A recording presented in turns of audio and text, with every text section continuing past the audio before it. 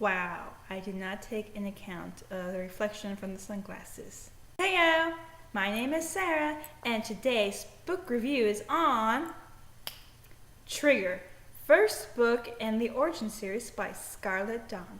For non-spoilers, I give this book a 4 out of 5 stars. As for the glasses, I'll get into that later on in the review, so yeah. So, like I said, 4 out of 5 stars. I thoroughly enjoyed this book. It was a short read, about 280 pages or so, and it was just amazing. I would call this like another pilot episode to a TV series that demands at least 7 seasons. But since this is a book series, I demand 7 books because I really, really enjoyed the first book. So yeah, non-spoilers. Main character's name, her name is Poppy.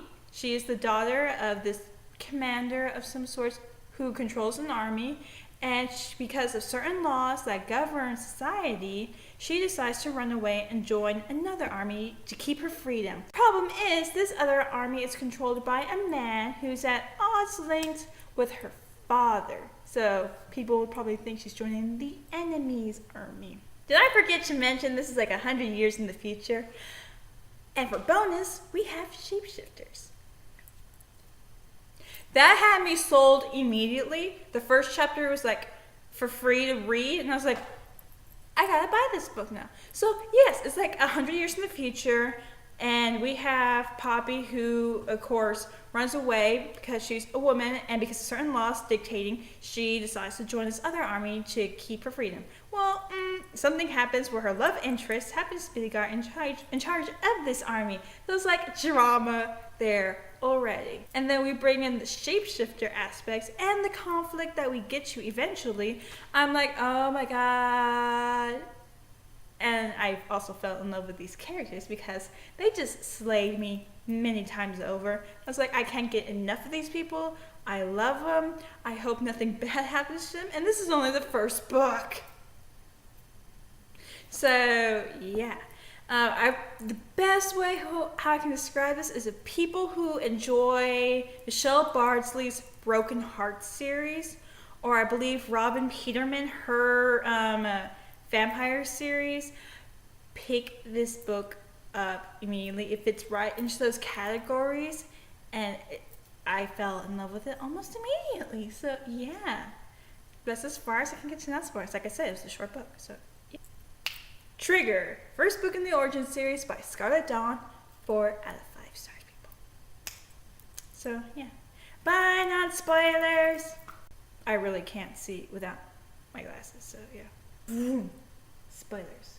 So, like I said, Poppy Carvine, I believe that's her name. Her father is in charge of what's known as the Liberated Army, and they're stationed what used to be in America, a state in America. Well, there's also another army called the Corporate Army, that's governed by a guy who basically controls the remaining parts of the world. They're working on South America, but that's a lot of power. And their last name is King, so ego much. And so Poppy's giving her father one last chance to let her join the army because she's about to turn 25 and she has like an age limit until where she hits that age and is married off, because apparently there's a law stating that women are supposed to be married at a certain age. So Poppy has like a week and a half left. So her father says no, and she runs away to go join the Corporate Army, which happens to be a new city, and is Portugal. So when Poppy gets there, she notices something very different about from where she grew up on the base too, where New City is. Hence the glasses, because everything is basically the capital from Panem. Everything is sparkly, everything is shiny. People are like, aww, and they don't have time for different people or communists. I'm probably just being sarcastic on the next part, but seriously, it is shiny there. So what I liked so much about Poppy and her love interest, his name is Godric. And they're grown adults, people, so they do have a one-night stand. What sets Godric off as different, though, is because he has bodyguards. So Poppy's like, okay, he has bodyguards, blah, blah, blah. But when they go to the lobby, like, all the people in the bar that they're they're all there, like 50 bodyguards. And Godric's like, this is my father's idea. This is like, how I can get out. of the Owl City and stuff. So, okay, I'm with Poppy. Overprotective father much, right? So, before Poppy runs away, her father calls her into a meeting. She meets her fiance, who gives me the creep radar almost immediately. Oh, and Godric is there right after they do their little thing. He is Godric King, person in charge of the corporate army. And in the background we hear this. And then we hear this. Oh, and Poppy, this is Brendan, your fiance. That is dead number one, because this book killed me a lot. So yeah, Poppy runs away, leaves her father a message. Oh, and by the way, we have hover trains? I don't know. Okay, this book says we're in the future. We have wristwatches that do holograms, take your cell phone numbers, and so you can talk and stuff. We have trains that fly. We have in New City, like I said, the capital from Pan Am and everything. What happened? Because Godric does tell Poppy, because they had to step in or the humans would have killed themselves off. What happened to have caused this? I mean, we don't get this answer at all. That's what frustrated me the most. Like, what happened? What caused the war and everything and blah, blah, blah. Poppy shows up in New City with a buddy of hers, a silver fox that just hitchhiked a ride with her next to a human for himself. No. Blame number 2. Poppy is on her first day with the corporate army, and there's like only 10 girls with her, and we gotta see how many we got last, because we got like 3 tests, and they decide to take a tour in like the King Tower. You really can't miss it. It has a crown on it. Oh, and Godric shows up, and everyone's like, "Oh my God, it's Godric!" Ah, like anime schoolgirls, and Poppy tries to run away, but he follows her into the girls' restroom. Really, Godric? Really? And then, they have a little moment and everything, blah, blah, blah. This book mostly is with Poppy trying to pass her tests, right? Because not many girls make it. And they are very thorough when they're saying if you didn't forge your male part, the male head member of your family's signature, because they do like a raid at night and like half of the people are gone, including a couple of girls and everything. Slade 3, after the tour in King Tower, Poppy goes to have a little lunch break, and guess who shows up with her at the courtyard and just takes a seat, and she's like, "What are you doing here?" "I'm just having lunch." Godric, along with his friends, I got this, Alaric, Ron, Wolf, and Finn. I love these guys so much. They are like the older brothers that you wish you had. They are just hilarious. They're cute. They're adorable. They call Godric God because apparently someone gave him a nickname then. He's like only his closest friends call him that. It's like, I love them so much. Oh, and then we have Theron, who I would like to call a flip-flop hipster gamer, because apparently he was just following the crowd around, and his flip-flops just playing this little video game with the ding, ding, ding, ding, ding. I'm like, wow, we should keep an eye on him. But no, Godric and him are like tight. He even tells him that you gotta be in charge for a while, and Theron's like, I'm on vacation. I'll be in charge for a few days. I expect y'all to be at dinner. The guys. Slay number 4. Because of them, Poppy lines up with the other girls, with their leader, our instructor, and the woman's like, "So you're having lunch with Godric, huh?" And she's like, "Yes, ma'am." And she's like, "Is that chicken you're eating?" "Yes, ma'am." And she takes the sandwich and throws it away, and then she pokes Poppy, and she burps. "Peach cobbler?" "Yes, ma'am, it was delicious." Okay, girls, because Canada J. Carvine forgot purpose of sharing, we're all gonna share 7 miles. All the girls. You heard me, girls. Share. And they start running, and in the background, the guys finally go silent. "This is your fault!" If y'all hadn't been all cozy with Poppy, no one of the girls would have to run 7 miles and lose 2 girls as well. Oh my god. So the tests comprise of, like, say, combat, puzzles, and endurance. Because combat, we're up against one of Godric's friends because they're supervising the test. Therefore, Theron's off, no longer on vacation. And so, yeah, we gotta fight one of the people. It's all random. So when Poppy goes up, she finds out that she's gonna fight one of Godric's friends and her instructor. And they get to pick a weapon. Well, she picks a pocket knife, and everyone's like, why don't you go for the sword? Okay, apparently everyone's carrying swords and knives around in this world. So she breaks her instructor's nose and cuts Godric's friend. And is like, okay, I forgot what sleigh I'm already on, so next sleigh. They ask for questions. Like, people just have the general broad question. Like, they get answered, right? And then here is Poppy. I have a question. Yes. How many people will we be fighting? 2 against 1. Okay. I have another question. What? So, yeah. How do we know who wins and who loses? First person to draw blood. What? What are we having for dinner after we win?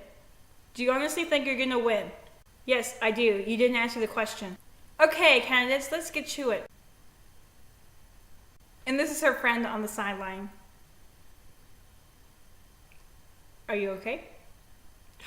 He didn't answer my question. Of course, Poppy wins, and she's like, so what are we having for dinner? Oh my god, I love that so much. I'm like, okay, she is smart. She has been trained properly and everything, but she doesn't exactly gloat about it, because she's the commander's daughter and everything, so she doesn't gloat about it or anything. And when they do the raid, apparently her dad covers for her, so she doesn't get shipped off for 15 years in prison. So the next one is basically because she wants to sign up for, like, the intelligence portion of the army. So the next one's like a puzzle. She aces that against another guy, and, like, of course they ask her opinion to see how they can improve the puzzle. And she's like, okay. The next test, I would not have survived. I wouldn't even be in this army. Okay, it would be terrible. Okay, it would be a little hard to be a girl in this world, so I would be pulling off an excellent Mulan thing going on. But the next one, they have to cut a tree. They have to swim over a pond, one of the two. And they have to do an obstacle course. I would be dead. So, this is where the conflict picks up, because we're getting close to the end of the book-ish, and they get attacked by creatures. Okay, we find out the white fox, his name is Cassander, and goes by Cass, and there's history between him and Godric. And that's where Poppy is introduced to the shapeshifters, because Cass turns into a fox. Thus, introducing the shapeshifters to the world. I believe it's Finn, because he tells Poppy that he's a white tiger, and of course Godric's a lion. Next sleigh. She goes to his house, and she's like, stops right in front of the door, and he's like, what? Do you seriously have that in front of your house? It was very expensive. You have a freaking golden lion at the head of your house. Oh my god. The lion jokes begin, people. I mean, she even says, I'm going to put a pink sparkly bow on this statue. You shall not. Yes, I will. I will spank you. I don't believe you. And this is like, oh, okay. They started the relationship off as a one-night stand. Okay. But as the story progresses, I actually like this coupling. I mean, Godric wants to be all macho and everything. But Poppy's all like, no, I'm going to do things my way. If I find out that you intervened in my test scorings, I will kill you. And he respects her decision. I'm like, okay. I really love this coupling. Okay, I really, really love this coupling. Apparently, they are mates. I had to reread how this mating process works, because I will admit it was kind of confusing. So after there's only male shifters, and after they do the deed with a woman, they have to see if they're mates by getting another shifter to cut them.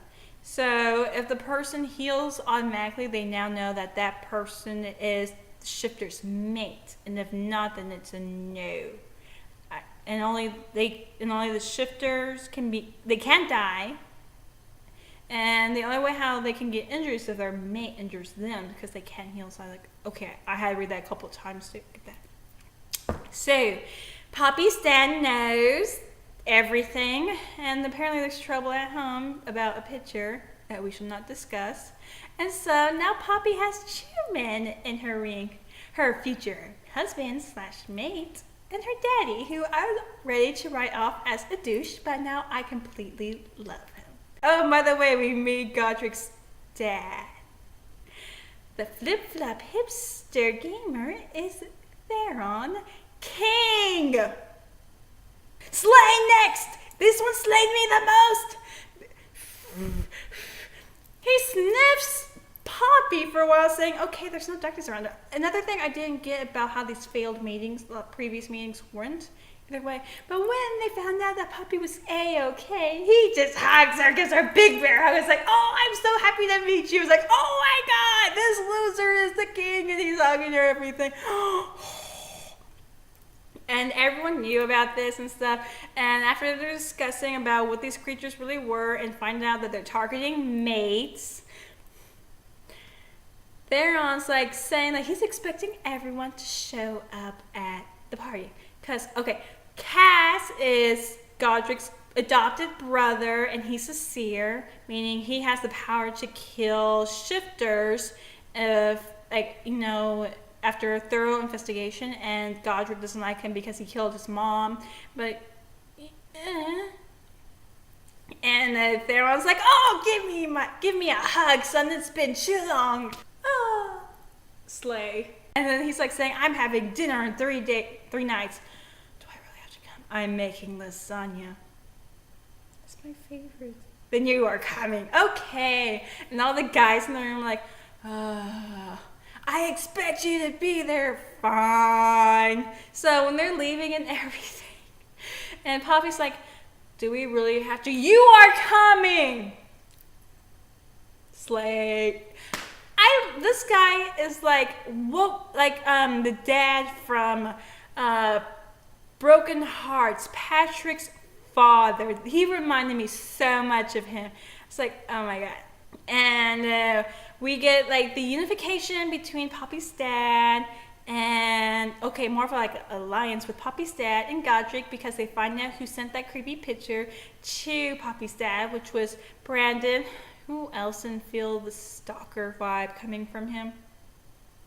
And so when Poppy says, so what'd you do to Brandon? The dad just so settled, just eating the steak. I buried him.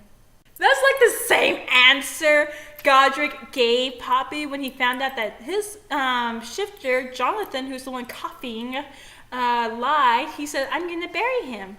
It's oh, 2 minds think alike. So that's kind of how we end up the book. We find Poppy passes and is now a part of the corporate army. She has a couple of months to test for the intelligence portion of the army that she wants to join very much. She finally gets Godric to shapeshift into a lion, and they're frolicking in the grass.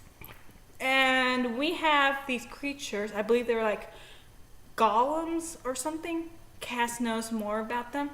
And they're starting to target women that could possibly be future mates to shapeshifters. So, yeah. Okay, so you know how I mentioned how there were swords and daggers and everything in this world? Well, apparently Godric's been carrying around what Poppy describes as a useless weapon. And so here she is just tossing it in the air, just completely bored with it. And she's like, hey, Godric, what is this thing even used for? Everyone in the room, stop! And she's like, what? And Theron is slowly approaching her, Poppy, just put the weapon down, just put it down. And she gives it to him, and he's looks over his son, get your ass over here. And this high and mighty, smart, strong shapeshifter dude comes over to his father, and Theron pops it in his hand, and he whacks him upside the head. It's she could have killed you. It's like, oh, even I was confused how this weapon was described. I was like, what is it? It's a gun? Poppy, you've been juggling a gun. And she's like, I thought those no longer existed, and if they were illegal. I was like, who do you think put that in play? Because, Godric's basically king of the whole world and everything. He's the one that puts up the stupid laws and everything. And so, like, she's been playing with the gun. And after seeing it in action, I want one. No. Yes. Fine, maybe. It's like, and then Theron's like getting his last 2 cents in there. I was like, oh. So that's it. That's Trigger. 4 out of 5 stars. I really enjoyed this book, as you can see. It was funny. It had me dying so many times. I'm pretty sure there were more moments in there that slayed me than I could count. How many times did I get slayed? Well, thank you very much. So, it was a really good book. People who enjoy Broken Heart by Michelle Bardsley or the Vampire series from Robin Peterman, you will love this series so much. I can't wait to start reading the next book. And that's as far as I can get into the spoilers. Like, seriously. It did give me the pet peeves, as you can see. Like, they didn't go into much description of how this world happened. I was kind of confused on the whole mating thing. And the real conflict didn't come until closer to the end of the book, but I was okay with that, okay? It was like the perfect pilot episode/book, and I can't wait for more. So, yeah. Trigger, first book in the Origin series by Scarlet Dawn. Hurry up and go pick it up. So, yeah. My name is Sarah, and bye!